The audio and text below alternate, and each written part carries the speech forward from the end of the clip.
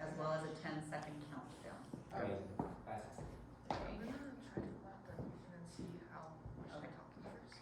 Okay.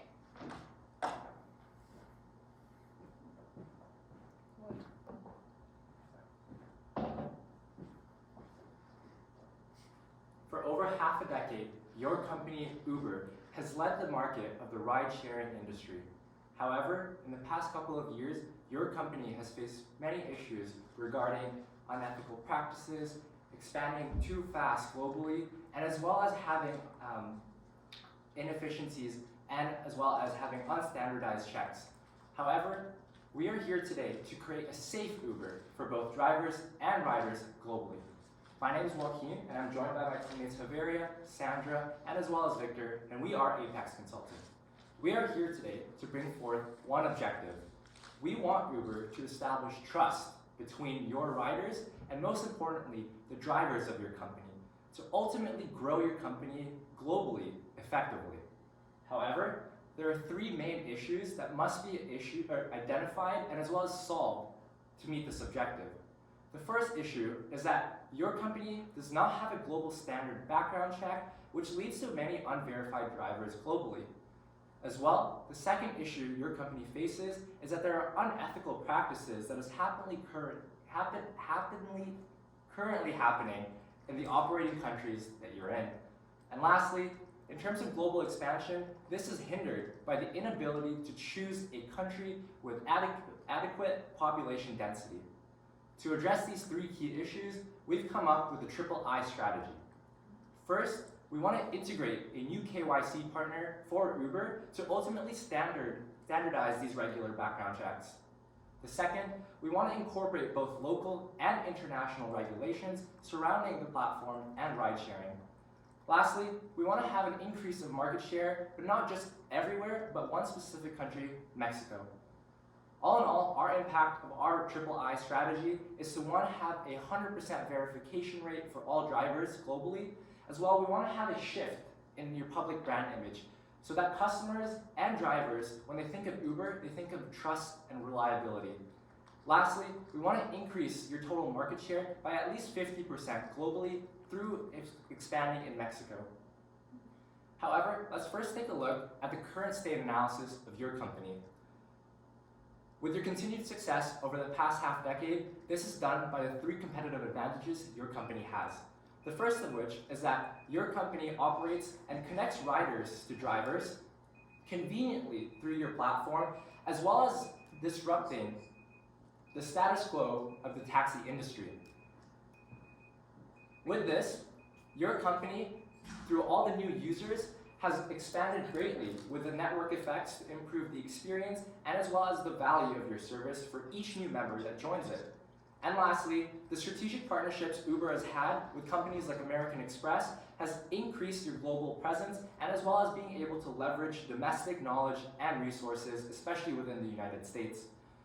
Taking a look at the competitor map, you can clearly tell that your company leads the market, having the most convenience with the least amount of price, but your competitors are catching up. Although you operate in over 58 countries and a valuation of over $40 billion, it's integral and important to have trust. And the key takeaway here is that trust is vital for your company to operate and continue to be successful in the ride-sharing platform market. Looking at where we want your company to be, let's first address what your disruptive model is.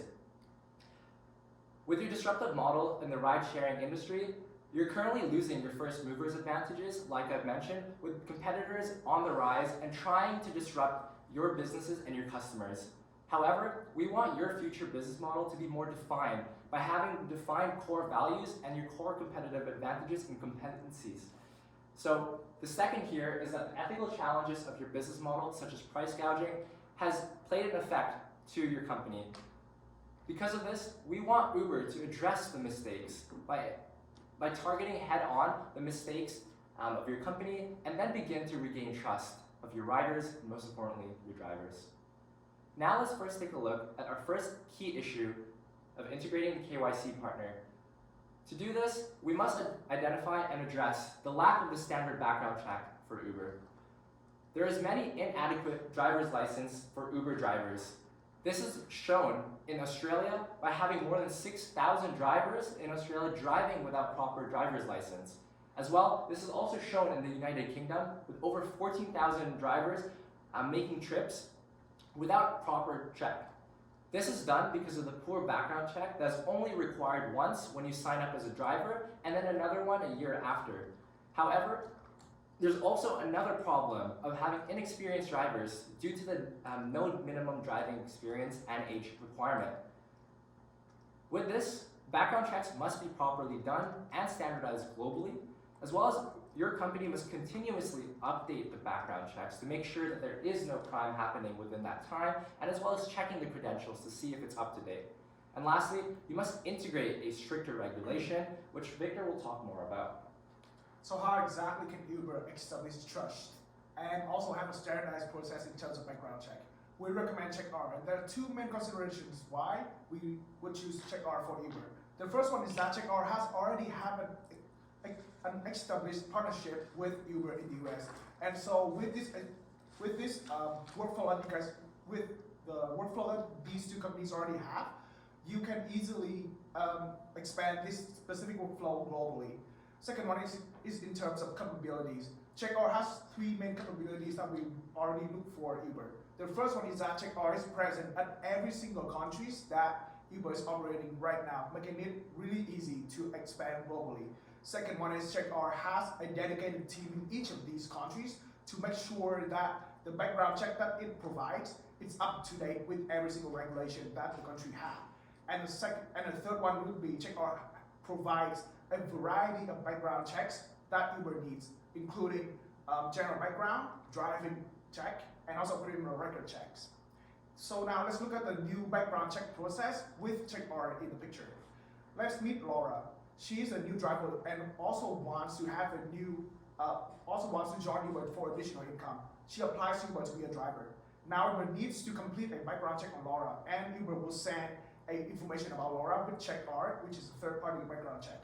So CheckR here has a standardized background check process, including criminal background check, driving record check, and international background check in each of every single countries that Uber is operating right now. And one of the most important thing here is that CheckR can continuously update its background check to be on par with the regulation in the Laura's locations. However, the second thing about the recommendation that we have is the two-layer database update.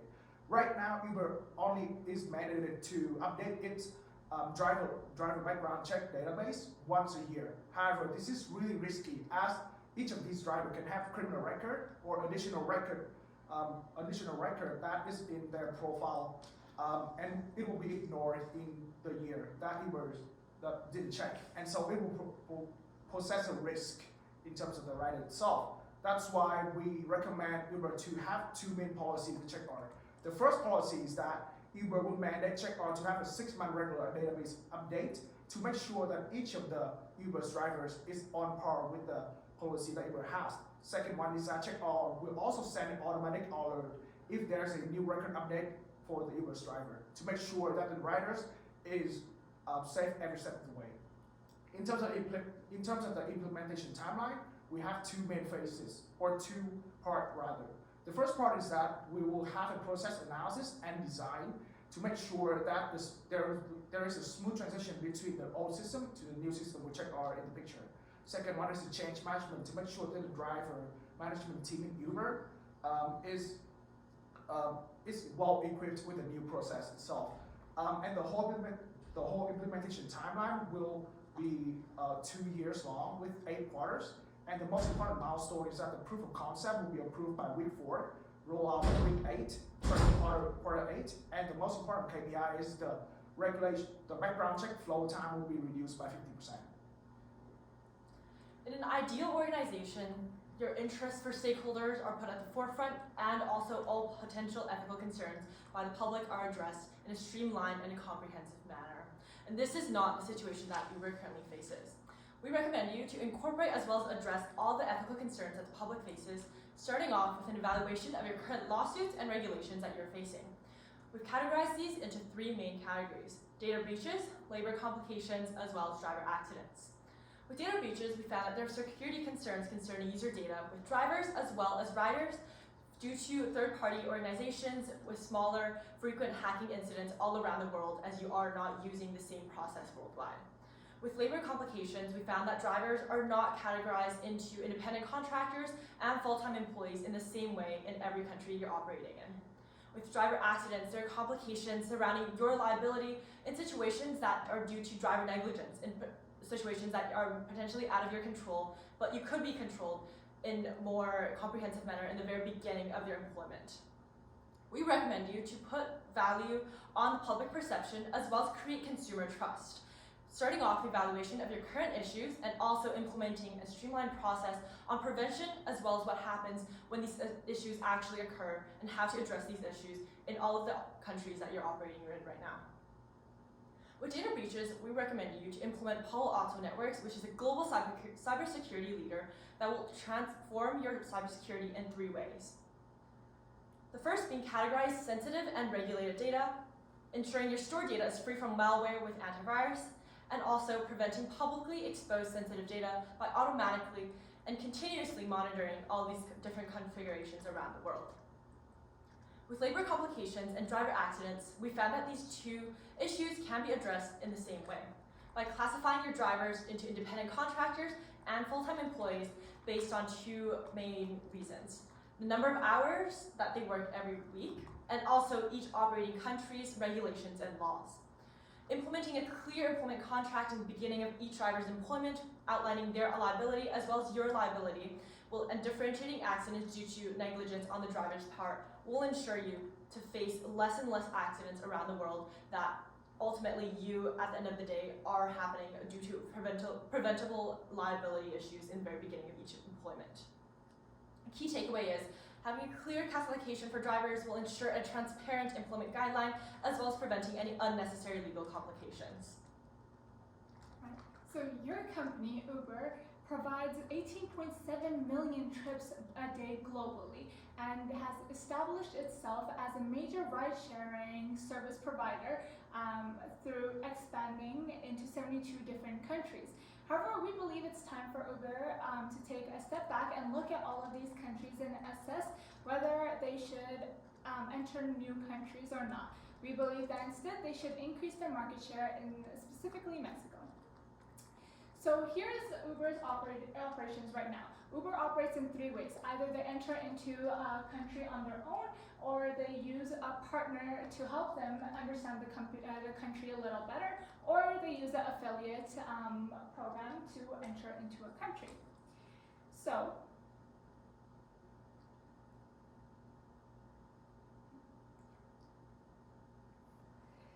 when we decided that we wanted to go with Mexico, we looked at 5 different criteria. So one of them being market share. We didn't want to go into a country where Uber had too much or too little market share. So percentage that we looked at was around 20 to 30%. We looked at the population growth and we wanted it to be around 1% to 2% because more population means that there's more business for Uber there. We looked at the population size. It was something we valued highly as the country needs to be more populated, and that's where population density comes in as well. We looked at how many people lived in a kilometer per square, and we needed that to be dense. And then we looked at regulations as well. We wanted to go into a country where Uber was able to continue growing without having a lot of regulations. That is why we chose Mexico. So a little about Mexico. Mexico's revenue from ride sharing just in 2022 was $3.45 billion, and out of it, 29% went to Uber. We looked at the different industries in Mexico, and the highest one was for the tourism industry with $22 billion coming in. And out of those $22 billion, $9 billion went to the Posadas Grupa hotel chain. So this is a large chain of hotels in Mexico with around 150 hotels. Now Uber has a partnership already with Marriott, and they're able to use their strategy and their path that they've already created to be able to implement this partnership as well. How this would work is that Posadas Grupa has a Fiesta Rewards where people would sign up and they would get a QR code which they can put into Uber to help collect points as well. Through this, they would be able to build a stronger customer base, increase customer retention through their incentives, and gain a larger market share in the tourism industry as well. In terms of financial, we have built a revenue projections for you based on this recommendation specifically. So by 2024, Uber will be able to reach $44 billion in revenue with a net income of $2.43 billion. In terms of assumption, we have revenue projections for Uber with added on top bonus for the Mexico expansion. The operating costs will increase proportionately with the increasing revenue growth rate. And the last one is that we assume that there will be a $500 million operating cost saved by streamlining the background check process. To recap our presentation, we really came here with one objective, which was to establish trust between your company, Uber, as well as the drivers, and most importantly, your riders, the customers. The three key issues we identified pose as a threat to this, and so with our triple I strategy of integrating, incorporating, and increasing, we are able to continue our success as the leader of the ride-sharing platform while having trust and reliability with our customers. Thank you for listening, and we open the floor to any questions. Thank you. Did you have the timer on? Yeah, it's overtime. Overtime, how much? 49 seconds. 49 seconds. Any overtime will have a deduction. Yep, for sure. My timer broke, sorry. I just wanted to give you an idea of, Thank you. the time. 49 seconds is not hard to come back from. If it had been 5 minutes. But as, yes, Sarah has said, overtime is overtime, and typically they'll just stop you. They will stop. Yeah, They they don't would let just you. stop that last comment that you were making, basically. Which I think you've had experience with in the case competition training programs, etc. Yes, okay. Where should we start? You can go first if you want. Do you want to? Are we in Q&A? Are we doing it right now, or? Pardon? Are we doing Q&A right now? Yes. You can leave it, it's fine. Can I just make a comment? Thank you, Joaquin.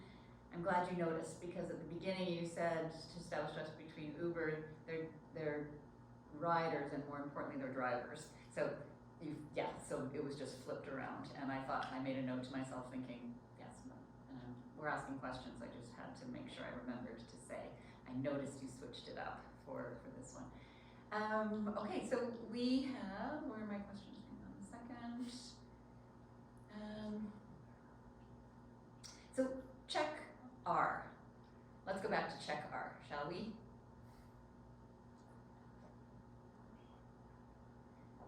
Does Uber currently have contract or agreement with check R? Yep. So Uber already has a partnership with CheckR in the US already.